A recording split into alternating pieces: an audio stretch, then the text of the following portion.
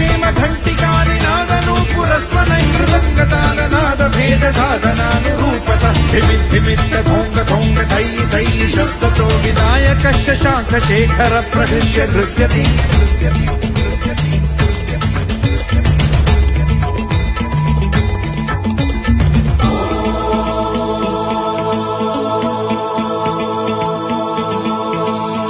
सदा नमामि नायकैकनायकं